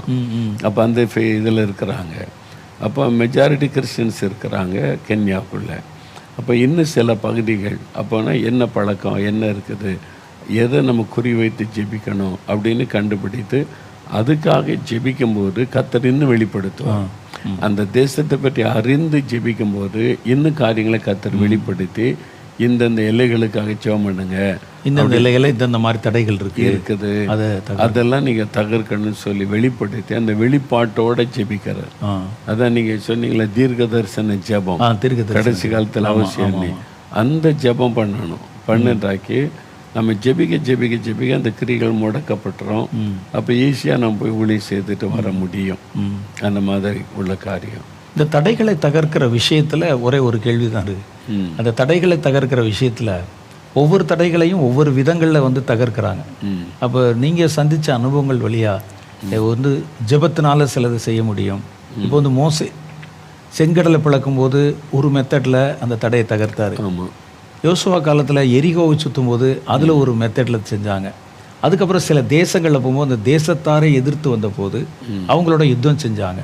இந்த மாதிரி தடைகளை தகர்க்கிறதுல பல மெத்தட்ஸ் இருக்குல்ல. அதேமாதிரி ஸ்பிரிச்சுவலாக தடைகளை தகர்க்கிறதுக்கு என்னென்ன மாதிரியான மெத்தட்ஸ் இருக்குது? சில சமயத்தில் வந்து நமக்கு கர்த்தர் வந்து நடத்தும் போது நீங்கள் அந்த தேசத்தில் போய் சுற்றுங்க, முதல்ல அந்த ஏரியாவை வந்து அப்படியே வந்து ப்ரேயர் வாக் பண்ணுங்க. இதெல்லாம் வந்து புது புது கான்செப்ட், கர்த்தர் நமக்கு சொல்லி கொடுத்த மாதிரி கான்செப்ட். இதெல்லாமே நம்ம போகும்போது என்ன செய்யுதுன்னா அந்த பகுதியில் இருக்கிற ஒரு இறுக்கமான சூழ்நிலை விலகி நம்ம சுவிசேஷத்தையோ அல்லது தேவனுடைய காரியத்தையோ கொண்டு போகிறதுக்கு வழி உண்டாகிறத பார்க்குறோம். இது மாதிரி கடந்த காலங்களில் கர்த்தர் பேசினதில் இந்த எழுப்புதலுக்கு நம்ம பிரயாணம் பண்ண சொல்லும்போது கூட உங்களுக்கு நிறையா திட்டங்களை கர்த்தர் சொன்னாங்க. இந்த இடத்துல போய் நீங்கள் வந்து 12 மணி நேரம் ஜெபம் பண்ணுங்க, இந்த இடத்துல இந்த காரியத்தை ஜெபம் பண்ணுங்க, இந்த இடத்துல போய் வெறும் ப்ரேயர் ரவுண்டு மாத்திரம் போங்க அப்படின்னு. அப்போ இந்த தடைகளை தகர்க்கக்கூடிய விஷயத்தில் என்னென்ன மாதிரியான முறைகள் கர்த்தர் வந்து பயன்படுத்துகிறாரு அப்படிங்கிறதையும் சொல்லிட்டா கொஞ்சம் நல்லாயிருக்கும். நீங்கள் சொன்ன மாதிரி எல்லாத்துக்கும் ஒரே மாதிரி ஜெபம் ஈடுபடாது. ஏன்னா ஒவ்வொரு இடங்களில் ஒவ்வொரு ஏரியாக்களில் பிசாசும் வித்தியாசமான தடைகளை ஏற்படுத்துகிறான். அதை அறிந்து ஜெபிக்கும் போதும் அந்த ஜெபம் வித்தியாசமாக இருக்கும். ஆமாம், அந்த வெளிப்பாட்டோட ஜெபிக்கும் போது. இப்போ நான் ஒரு வளைகுடா நாடுகளில் ஒரு தேசம். அப்போது சில வருஷத்துக்கு முன்னால் அங்கே ஃபஸ்ட் டைமாக ஊழியத்துக்கு அழைக்கப்பட்டு நான் போகிறேன். நான் ஃபஸ்ட் டைமாக. சரி. அப்போ அவங்களுக்கு இன்னும் எழுப்புதல் செய்து சொல்லலை. ஜெபத்தம் ஆண்டவர் பேசுகிற அவங்களுக்கு ஜெபிக்க வை மக்களை, அவங்க ஜெபிக்கணும். அவங்க ஜெபிச்சாதான் தேசத்தில் எழுப்பல் வரும். இது 25 வருஷத்துக்கு முன்னால் நடந்தேன் இங்கே. அப்போ நான் போயிருக்கிறேன். அப்போ விசாலாம் எனக்கு அனுப்பிட்டாங்க. அங்கே கூட்டம்லாம் சில இடத்துல ஒழுங்கு பண்ணிட்டாங்க. உபவாச ஜெபம்லாம் ஒழுங்கு பண்ணிட்டாங்க. அப்போ இங்கேருந்து ஜெபம் பண்ணி ஆயத்தப்பட்டு போகிறேன். நான் ஏர்போர்ட்டில் போய் என் பாஸ்போர்ட்டை கொடுத்தா அவன் என்ன பேசுகிறான்னு எனக்கு புரியல. சரி. அவன் மொழியில் பேசி அங்கே போன்றான். சரி, அங்கே போய் ஒரு ஆஃபீஸர்கிட்ட காமிச்சா அவன் இங்கே போன்றான். ஒருத்தர் நம்ம பேசுறது கேட்கவும் இங்கிலீஷும் பேசுவாங்க. இல்லை என்ன தப்பு இருக்குன்னு நமக்கு தெரியல. நான் வச்சுட்டு 1 மணி நேரம் ஆகி போச்சு. மறுபடியும் அடுத்து கியூவில் நின்று அவனோட போகிறதுக்கு இன்னும் 1/2 மணி நேரம் ஆகுது. மனசு சோர்ந்து போச்சு. அப்போ வெளியில் இருக்கிற வெளியில் அவங்க சபை காத்திருக்காங்க, கூட்டம் ஒழுங்கு பண்ணுவாங்க. நம்ம வெளியே போக முடியாது. அப்போ என்ன விட மனசில் ஜெபிக்கிறேன் நான், ஆண்டவரே இந்த மாதிரி ஒரு தடையாக இருக்குது, என்னால் அந்த நாட்டுக்குள்ளே போக முடியல. இது மாதிரி இப்போ 2 மணி நேரம் நிற்கிறேன் நான். அப்போ 2 மணி நேரம் ஒருத்தட்டே விசாரித்து பார்த்தா பதிலே இல்லை. அப்புறம் அந்த ஏர்போர்ட்டில் ஒர்க் பண்ணுற ஒரு தமிழ் பிரதர், அவரை பிடிச்சி அனுப்பியிருக்காங்க. அவர் உள்ளவருக்கு வரலாம். அவர் ஆஃபீஸராக இருக்கார். அவர் என்னை பார்த்துட்டு பாஸ்போர்ட் நம்பர் மாதிரி இருக்குது. நான் அதை கவனிக்கலை. நம்பர் மாதிரி அவன் சொல்லணும் இல்லை, வித்தியாசம் அப்படின்ட்டு அது சொல்ல மாட்டேங்கிறான். அதனால பிரதர் இன்னும் கொஞ்ச நேரம் இருந்தாக்கி உங்களை அடுத்த ஃப்ளைட்டில் திருப்பி அனுப்பியிருப்பான். நல்ல வேலை. ஆமாம், வந்துச்சு. அப்போ என்ன பண்ணுறதுன்னு கேட்டால், இந்த விசா வேலையிடே இல்லை, உங்களுக்கு வச்சுட்டு போக முடியாது, உங்களுக்கு வேறு விசா தான் எடுக்கணும். அப்போ என்ன பண்ணுறதுன்னு நான் ஒழுங்கு பண்ணுறேன்னு பேசி இந்த ஏர்போர்ட்டுக்குள்ளே ஒரு ஹோட்டல் இருக்குது. சரி, அதில் நீங்கள் தங்கிக்கிடுங்க இன்றைக்கி நைட்டு. நாங்கள் போய் நாளைக்கு திரும்ப மறுபடியும் விசா எடுத்து நாங்கள் வர்றோன்னு சொல்லிவிட்டு அந்த பிரதர் போயிட்டாங்க. அந்த நாளைக்கு தான் பார்க்க முடியுன்ட்டுன்னு. அப்புறம் அந்த ஏர்போர்ட்டுக்குள்ளே இருந்த ஹோட்டலில் ரூம்லேருந்து தங்க வச்சுட்டாங்க. என் பெட்டியும் என்கிட்ட தரல, என் கைப்பை மட்டும் இருக்குது, எடுக்க முடியாது. அந்த ரூமில் தனியாக நான் தங்கியிருக்கிறேன். தங்கியிருக்கும்போது பிசாசு லூசிஃபர் டைரெக்டாக நான் அன்றைக்கி தான் அவனை ஃபஸ்ட் டைமாக பார்க்குறேன். ஒன்று இந்த தேசத்துக்கு நான் விட மாட்டேன். அவன் தடையாக நிற்கிறான். நான் தான் உன்னை தடுத்து வச்சிருக்கிறேன். யார் உன்னைக்குள்ளே கொண்டு போகிற பார்க்குறேன், ஒன்றை நான் விட மாட்டேன் இந்த தேசத்துக்குள்ளே அப்படின்னு நிற்கிறான் பிசாசு. நான் சொல்கிறேன், பிசாசு என்னை அனுப்பினவர் யார் தெரியல, உன்னை ஜெயித்தவர். சரி, அவர் என் கூட இருக்கிறார். உன் தலையை மிதித்த இயேசு என் கூட இருக்கார். அவர் உன்னால் தடுத்துற முடியுமா நீ அப்படின்னு அவனை எதிர்த்து ஜெபிக்கிறேன் போயிட்டான். அப்புறம் அவங்க நைட்டை எல்லா சபைக்கும் தெரியப்படுத்தி ஹோல் நைட் ஜபம். இந்த மாதிரி நடந்துட்டு பிரதர் வரணும், எல்லாம் ஜெபம் பண்ணுங்க அப்படின்னு சொல்லி ஜெபிச்சு அடுத்த நாள் ரொம்ப மிராக்கலாக விசா கிடச்சிருச்சு. அப்புறம் உள்ள ஆண்டு கொண்டு போயிட்டேன். கொண்டு போய் மெயினாக எழுப்புதலுக்காக ஜெபம், நீங்கள் அதை கற்றுக்கொடு. அப்போ நம்ம எந்த நோக்கத்தில் வர்றோங்கிறது சாத்தானுக்கு தெரிஞ்சிருக்கு முதல்லையே. இவங்க வந்தாங்கன்னா என்ன நடக்கும், என்ன நோக்கத்துக்கு வர்றாங்க, கர்த்தர் எந்த நோக்கத்துக்கு அனுப்புறாரு, இவங்க வந்ததன் மூலமாக என்னென்ன விதமான விளைவுகள் உண்டாகும் எல்லாத்தையும் கால்குலேட் பண்ணி அவனுடைய ராஜ்யம் பாதிக்கும், அதெல்லாம் அவன் பாதிக்கிறான். பார்த்து தான் அவனுக்கு ஒரு பிரச்சனை இல்லைன்னா அவன் ஈஸியாக விட்டுருவான். ஆமாம், சிலர் பாருங்களேன், ஒரு பிரச்சனை இல்லாமல் நான் உலகத்தையும் சுற்றி வருவாங்க. ஏன்னா அங்கே போனேன் இங்கே போனேன் ஊழிய அவனுக்கு பாதிப்பு இல்லாட்டா ஏன் நிறுத்த போகிறான். அவங்களால சாத்தானுக்கு எந்த பாதிப்பு இல்லைன்னா அவங்களை டிஸ்டர்ப் பண்ண மாட்டான். கண்டிப்பாக நம்ம சாத்தானுடைய ராஜ்யத்தை பாதிக்கிற மாதிரி செயல்படுறோம், கர்த்தர் பயன்படுத்துறான்னா தான் அவனுக்கு பிரச்சனை, நம்மளை எதிர்ப்பான், எப்படியா தடுக்க முயற்சி பண்ணுவோம். அது நடந்து கர்த்தர் பெரிய ஜெயம் கொடுத்து தான் உள்ளே கொண்டு போனான். அது மாதிரி சில தேசத்துக்கு எவ்வளோ ட்ரை பண்ணாலும் விசா கிடைக்காது, தாமதமாகிட்டே இருக்கும், தடுத்துக்கிட்டே இருக்கும். சில ஊருக்கெல்லாம் போகிற சில ஊர்கள் நாட்டுக்காக 4-5 வருஷம் ஜெபிச்ச பிறகு தான் விசாவே கிடைச்சது. அப்போ அந்த மாதிரி அரசாங்கத்தை பயன்படுத்தி ஏதாவது ஒரு லூப் கோலை வச்சு நம்மளை போகிறத தடுக்கிறதுக்கு பிசாசு முயற்சி பண்ணுவோம். ஆனால் நம்ம தொடர்ந்து விடாமல் ஜெபிக்கணும். கர்த்தர் நோக்கம் வச்சிருக்கிறாரு. அப்போ இது சாத்தானுடைய ராஜ்யத்துக்கும் நமக்கு நடக்கிற யுத்தம். அவனுடைய ராஜ்யமே நமக்கு நம்ம எழுப்பி வரும். எப்படியாவது ஒன்று விடக்கூடாது உள்ள சரி சரி. அப்படின்னு சொல்லி. அப்போ இதே மாதிரி தான் கிராமங்கள் பட்டணங்களில் கூட. அப்போ நம்ம ஜெபம் பண்ணி அதை நம்ம ஜெயிச்சிட்டோம்னா நம்ம ஈஸியாக போய் சுவிசேஷம் அறிவிக்க முடியும், அப்படி திட்டத்தை நிறைவேற்ற முடியும். நீங்கள் ஜெபம் தாண்டி வேறு சில காரியங்கள் சொல்கிறேன்னு சொன்னீங்க. இது வந்து நம்ம ப்ரே பண்ணுறோம், இன்னும் சில இடத்துல வந்து கர்த்தர் வந்து அந்த தடைகளை தகர்க்கிறதுக்கு நீங்கள் போய் அந்த இடத்துல பாதம் பதித்து நீங்கள் ப்ரே பண்ணணும். அப்போ அந்த தடைகள் விலகும்லாம் சில ஆலோசனை கொடுத்து நம்ம தமிழ்நாட்டில் பல இடங்களுக்குள்ளே அப்படியே வந்து ப்ரேயர் ரவுண்ட்ஸ் மாதிரி ப்ரேயர் வாக் மாதிரிலாம் போனோம். ப்ரேயர் தான் அந்த ப்ரேயரை வந்து அந்த தடை இருக்க இடத்துக்குள்ளே நகர்த்தி கொண்டு போகிறோம். முக்கியமாக ஆண்டவர் வந்து தமிழ்நாட்டு எழுப்புதலை குறித்து பேசும்போது தமிழ்நாட்டின் எல்லைகள் நமக்கு வந்து அப்போ 33 மாவட்டம் இருந்தது, இப்போ 38 ஆயிட்டு.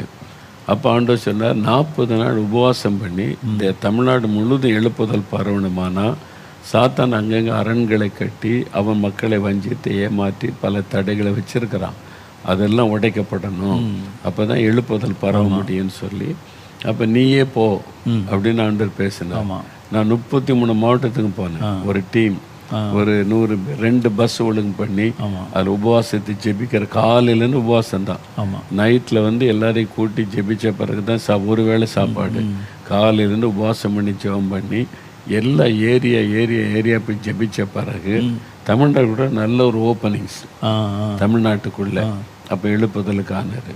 அப்புறம் வந்து ஆண்டு சொன்ன தென்னிந்தியா முழுவதும் போங்க சரி அப்படின்னு சொல்லி தமிழ்நாடு, கேரளா, ஆந்திரா, கர்நாடகா அந்த எல்லைகள்லாம் போய் 2 பஸ் ஒழுங்கு பண்ணி ஜெபிக்கிற ஆட்கள் எழுப்பி எப்படி ஜெபிக்கணும், என்னென்ன மாதிரி ஆவிகளுக்கு. அப்போ இவங்க அந்த எல்லைக்குள்ள போகும்போது அந்த ஆவியை கர்த்தர் காமிக்கிறார். சரி சரி. அந்த எல்லா ஏரியாவை கட்டுப்பாட்டுக்குள்ள வச்சிருக்கிற அந்த ஆவி. அப்போ அந்தந்த பகுதிகளை போகும்போது அந்த ஆவிகள் தெரியுது, கண்ணு காமிக்கிறார், இதுதான் இந்த ஆவி.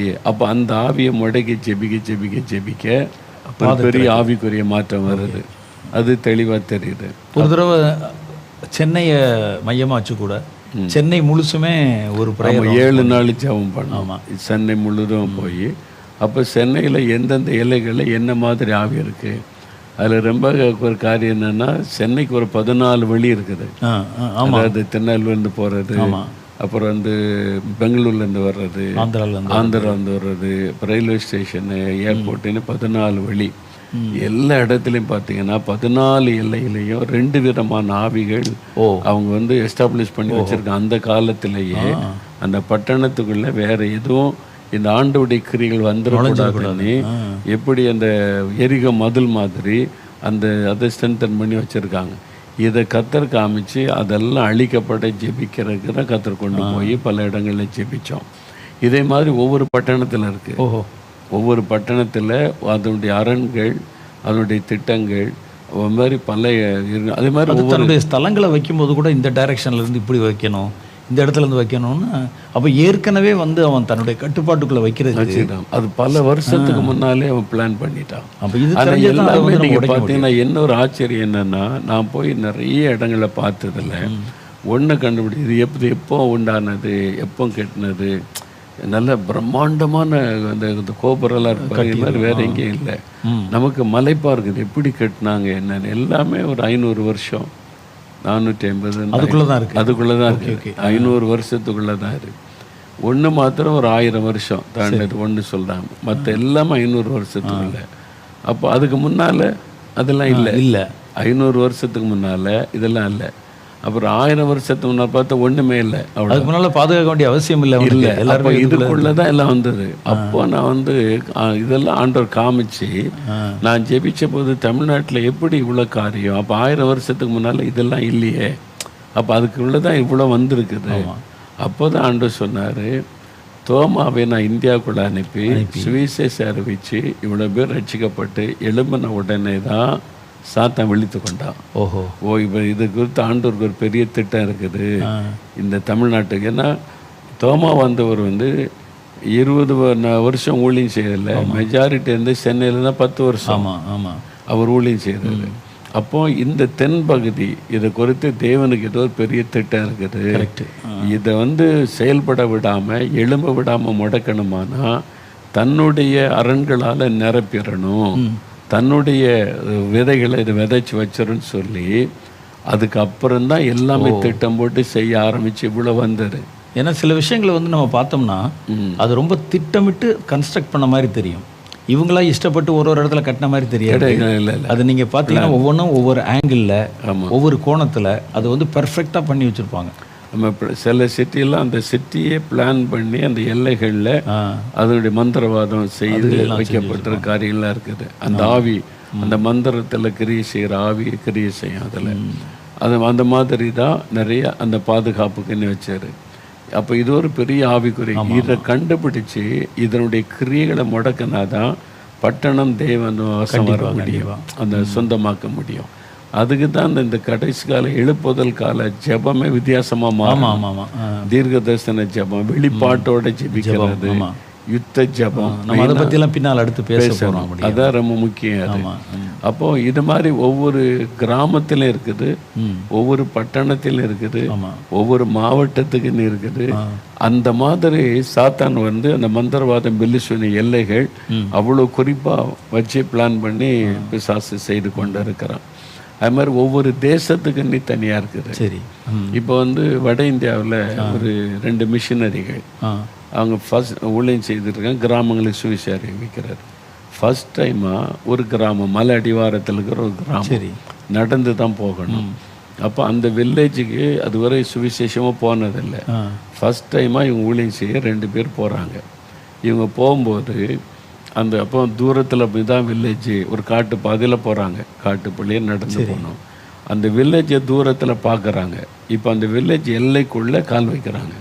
அந்த எல்லைக்குள்ளே கால் வைக்கிறாங்க. பயங்கரமான ஒரு தாக்குதல். என்னன்னா வயிற்று வலி. 2 பேருக்குமே வயிற்று வலி வந்து அட்டாக். வயிற்று வலியில் துடிக்கிறாங்க. அப்படியே கீழே தரையில் புரண்டு அந்த உளுற மாதிரி அவங்களால அதாவது தாங்க முடியல. அந்த அளவுக்கு வலி. ஒருத்தருக்கு ஒருத்தர் ஹெல்ப் பண்ண முடியல. 5 நிமிஷம் 10 நிமிஷம், அரை மணி நேரம், 1 மணி நேரம் இவங்களுக்கு தாங்க முடியாத மயக்கெல்லாம் வந்துட்டு இவங்க என்ன நினச்சிட்டாங்க, இன்றைக்கி இந்த காட்டுக்குள்ளே சாக போகிறோம், இனிமே அவ்வளோதான் அப்படின்னு ஒரு அந்த மாதிரி ஒரு பயம் வந்துட்டு, மரண பயம். அப்படியே சோர்ந்து இன்னும் ஒன்றும் இவங்க ஜெபிக்கவும் பலன் இல்லை, இன்னைக்கு பேசவும் பலன் இல்லை. 2 பேருமே ஒருத்தருக்கு ஒருத்தர் ஹெல்ப் பண்ண முடியல. அது ஒரு காட்டு பகுதியாக இருக்குது. அவ்வளோதான் முடிஞ்சதுன்னு நினைக்கும் போது திடீர்னு ஒரு வல்லம் வந்து இறங்கி அவங்கள பலப்படுத்தி அவருடைய அவங்க எலும்ப நிற்க பலம் கொடுத்து அவங்க வந்து இப்போ பலவீனமாயிட்டாங்க. திரும்பி வந்துட்டாங்க. திரும்பி வந்து அப்போ வந்து ஒரு மரண போராட்டத்திலேருந்து காப்பாற்றப்பட்டாங்க. மரண போராட்டத்தில் என்ன ரகசியம் அப்படின்னு கேட்டால், முதலாவது அந்த கிராமத்தில் உள்ள மக்கள் அங்கே உள்ள அந்த மந்திரவாதம் இந்த ஆவிகளை வச்சு மந்திரவாதம் பண்ணி வில்லேஜை பாதுகாக்கிறதுக்கு அந்த ஆவியை வச்சுருக்குறாங்க. ஒரு வட்டம் அது வச்சுருக்குறாங்க. அப்போது இவங்களுக்கு அவங்க வந்து இவங்களுக்கு மந்திரவாதம் பண்ணலை, பொதுவாக யாருமே உள்ள வரக்கூடாது அப்படின்னு மந்திரவாதம் பண்ணி வச்சுருக்காங்க. அந்த நான் வந்து சில இதில் நல்லா கேள்விப்பட்டிருக்கேன். அவங்களுடைய இந்த கரும்பு தோட்டங்கள் இதிலெல்லாம் உள்ள திருடர்கள் வரக்கூடாது, மிருகம் வரக்கூடாதுன்னு இந்த தடை கட்டி வைக்கிறேன்னு சொல்லுவாங்க. அதை மந்திரம் இது பண்ணி அந்த எல்லைகள் எல்லாம் இதை கயிறு மாதிரி பண்ணி அதை பண்ணி வைப்பாங்க. அதை தாண்டி உள்ளே வந்துருச்சுன்னா அந்த மிருகங்கள் செத்துரும், அல்லது மனிதர்கள் திருடன் வந்தாலும் செத்துருவான் அப்படிங்கிற மாதிரி ஒரு தடை கட்டுறதுன்னு அவங்க இதில் ஒரு மந்திரவாதம். ஆமாம், மந்திரவாதம். அந்த மாதிரி அந்த கிராமத்துக்கு வச்சுருந்ததுனால அந்த கிராமத்து மக்கள் இவங்களை குறி வச்சு ஒன்றும் பண்ணல, அவங்க ஏரியாக்குள்ளே யாரும் வரக்கூடாது அப்படின்னு வச்சுருக்காங்க. இவங்க வந்து சுவிசேஷத்தை கொண்டு போன உடனே பிசாசுக்கு தெரியல, வெளிச்சம் வருது, அவங்க இருளில் இருக்காங்க, இது வந்து நம்மளை பாதிக்க நம்ம ராஜ்யத்தை அட்டாக் பண்ணிட்டான். அப்போது இவங்க அபிஷேகம் பெற்று அந்த ஃபயரோட ஆயுதம் ரெடியாகி போயிருந்தா நுழைஞ்சு போயிருக்கலாம்.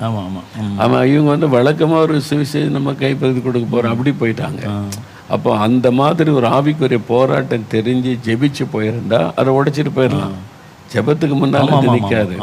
இது தாக்கப்பட்டு அப்புறம் எப்படி இவங்க பிழைச்சாங்க அப்படின்னு கேட்டால், அவங்க தமிழ்நாட்டுக்கு வந்தப்போ ஒரு இதில் மீட்டிங்கில் இதை அவங்க வந்திருக்கும்போது இவங்களை தாங்குகிற இவங்களுக்காக ஜெபிக்கிற ஒரு டீமு தஞ்சாவூரில் இருக்குது. சரி அவங்க தான் இந்த மிஷினரிகளுக்காக ஜெபிக்கிற டீம். அவங்களுக்கு தான் ரிப்போர்ட் அனுப்புவாங்க. அவங்க கேட்டிருக்காங்க, இந்த மாதம் இந்த தேதியில் எங்கே இருந்தீங்க அப்படின்னு. ஏன் அப்படின்னு கேட்டால், நீங்கள் சொல்லுங்கள் அப்படின்னு கேட்டால், ஏன் அந்த நாளில் ஒரு டீச்சர் அவங்களால அபிஷேகம் பெற்றவங்க ஜெபிக்கிறவங்க அவங்க இந்த மிஷினரிகளுக்காக ரொம்ப பாரம் எடுத்து ஜெபம் பண்ணுவாங்க. அவங்களுக்கு இவங்க ஊழியத்துக்கு ஜெப சப்போர்ட் கொடுக்குறவங்க. ஆமாம். அன்னைக்கு ஸ்கூலுக்கு வேலைக்கு போயிட்டுருக்குறாங்களா, போகிற வழியில் ஆவியானவர் சொல்கிறாரு, மகளே வீட்டுக்கு திரும்பி போ, நீ வீட்டுக்கு திரும்பி போ, ஜெபம் பண்ணு அப்படின்னு. இவங்க வந்து வேலைக்கு வந்துக்கிட்டு இருக்க வழியில் கர்த்தர் பேசுகிறார். ஓஹோ. அப்போ அவங்க அபிஷேகம் பெற்று ஆவியானவரோடு நெருங்கி இருந்ததுனால இது பேச முடிஞ்சது.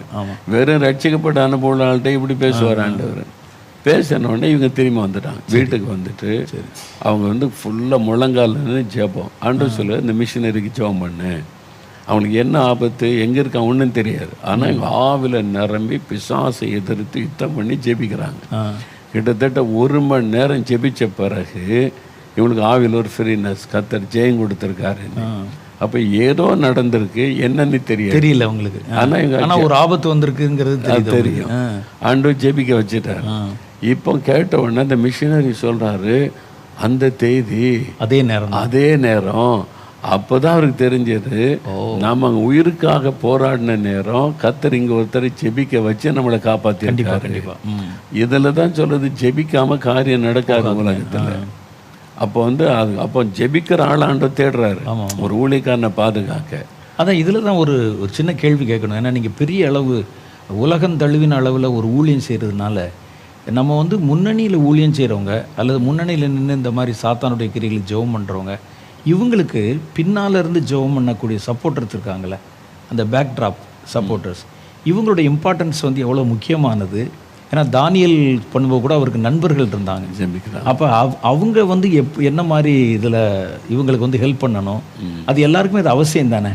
இந்த மாதிரி முன்னணியில் ஊழியம் செய்கிறவங்களுக்கு பேக்ட்ராப்புங்கிறது, அதுக்கு நம்ம என்ன பாதுகாப்பு கொடுக்குறோம், அது மாத்திரம் ஒரு சின்ன தகவல் சொல்லிட்டீங்கன்னா அப்புறம். இது ரொம்ப முக்கியம். நீங்கள் வந்து எழுப்புதலுக்காக உங்களை ஒரு பாத்திரமாக கர்த்தர் தெரிந்து கொண்டால், நீங்கள் சிறுவர் ஊழியம் செய்கிறீங்களோ, வாலிபர் ஊழியம் செய்கிறீங்களோ, கிராம ஊழியம் செய்கிறீங்களோ, சபை நடத்துகிறீங்களோ, உங்களுக்கு பின்னணியிலிருந்து நல்ல அனாயிண்டிங்கோட வெளிப்பாட்டோட ஜெபிக்கிற ஒரு சின்ன டீம் கட்டாயம் அவசியம். அது இல்லைன்னா பாதுகாக்கப்பட முடியாது. அது ரொம்ப ரொம்ப ரொம்ப முக்கியம். நான் நிறைய நல்ல எழுப்புதல் தரிசனத்தோடு ஊழியம் செய்கிற பாஸ்டர்மார்கள் ஊழியரை பார்த்தா கேட்பேன், உங்களுக்காக ஜெபிக்க யார் இருக்காங்க? சிலர் சொல்லுவாங்க, யார் நீங்கள் செய்யணும். உடனே ஒய்ஃப் மாரை கூப்பிட்டு சொல்லுவேன், நீங்கள் பொறுப்பு, ஒரு டீமை ஏற்படுத்துங்க, நீங்கள் முழங்கால் நின்று ஜெபிக்கணும், வெளிப்பாட்டோட ஜெபிக்கணும் அப்படின்னு நிறைய பேரை உற்சாகப்படுத்துகிறேன். இல்லை, இந்த அம்மா அப்படி ஜெபம் பண்ணனால தானே இவங்க அவ்வளோ பெரிய ஆபத்து.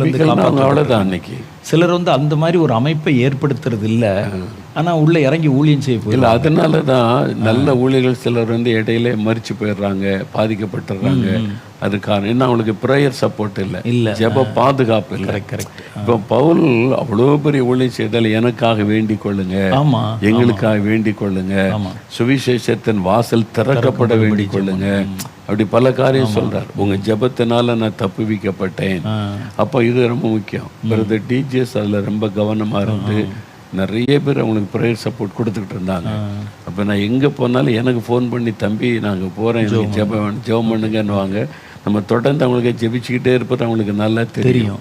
அந்த மாதிரி இப்போ நமக்கு இந்த ஊழியம் பெருசான உடனே கர்த்தர் சொன்னார், நான் வந்து எனக்கு அது ஆரம்பத்திலிருந்து விசுவாசித்ததுனால ப்ரேயர் ஃப்ரெண்ட்ஸ் என்னி இயேசுடைய ஊழியத்தில் ஒரு 10-15,000 பேர் இருக்காங்க. இப்போவும் சரி, தினமும் அவங்க எனக்காக ஜெபிக்கணும். அவங்களுக்கு 2 மாதத்துக்கு ஒரு முறை ஜெப குறிப்பு அனுப்புவோம்.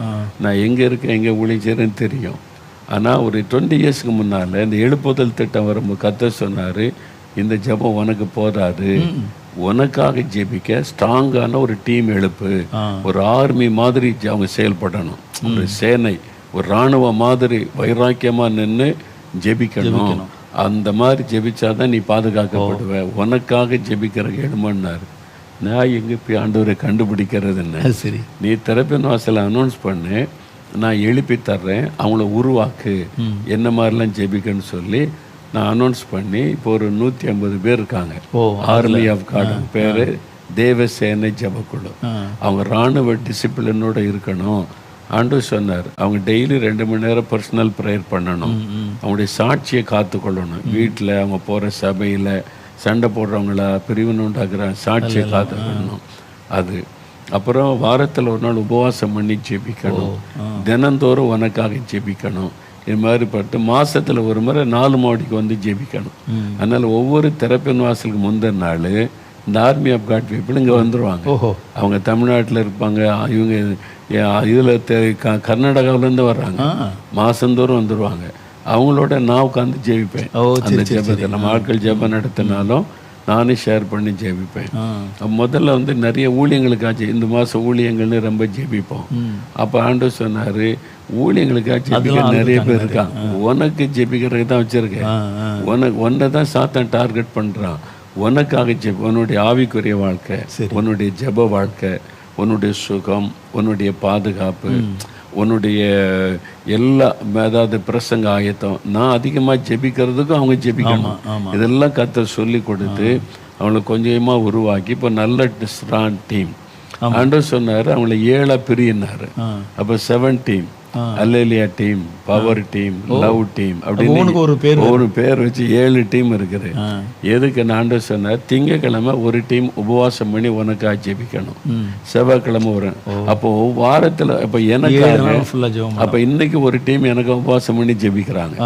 அவங்க வீட்டில் தான் இருப்பாங்க, வேலை தான், ஆனால் ஃபாஸ்ட் பண்ணி ஒரு நேரம் எனக்காக குறிப்பாக ஆவில நிரம்பி ஜெபிப்பாங்க. அப்போ அந்த மாதிரி ஜெபத்தை ஏற்படுத்தி மாதத்தில் ஒரு நாள் சேர்ந்து வந்து ஜெபிக்கும் போது நிறைய வெளிப்படுத்துவார். அப்போ வெளிப்படுத்தி அப்போ எனக்கு ரொம்ப மந்திரவாதம் பண்ணால் கூட அவங்களுக்கு தெரிஞ்சிடும்.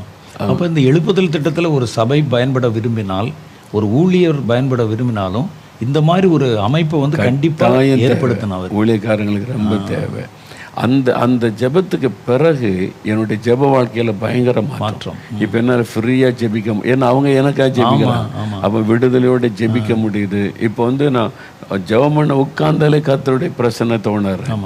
இப்போ ஒரு பிரசங்கம் பண்ணணும்னா கூட டக்கு டக்குன்னு ஆண்டவர் வார்த்தை கொடுக்குறாரு. அதே மாதிரி ஊழியத்தில் தேவனுடைய வரங்களும் வல்லமைகளும் வந்து அதிகமாக பயன்படுறதும் இப்போ சமீபத்தில் ரொம்ப பார்க்க முடியுது. ரொம்ப ஏன்னா அவங்களுடைய ஜெபம் என்ன தாங்க, அவங்களுக்கு என்னென்ன காரியம் ஜெபிக்க சொல்லி கொடுத்து அதுக்காக எல்லாம் வசனத்தை வைத்து ஜெபிக்கிறாங்க. அது மாதிரி அப்போ இது கட்டாயம் தேவை. நான் நிறைய பேர் சொல்கிறேன், நீங்கள் தெரிந்து கொள்ளப்பட்டிருக்கீங்க, ப்ரேயர் சப்போர்ட் தேவை, ஜெபிக்கிற மக்கள் எழுப்புங்க அப்படின்னு. ஏன்னா சரியான ஆயத்தம் இல்லாமல் யுத்தத்துக்கு போகிறது ஆபத்து தானே. ஆபத்து தானே. அப்போ வந்து முதல்ல பாதுகாப்பு தானே, கவசத்தை அணிஞ்சுக்கின்றாரு. யுத்தத்துக்கு புறப்படும். ஆமாம், அப்போ வந்து பாதுகாப்பு முதல் அவசியம். அப்புறம் தான் நம்ம யுத்தம் பண்ணணும். இதை பலப்படுத்தி கொண்டு தான் யுத்தம் பண்ணணும்.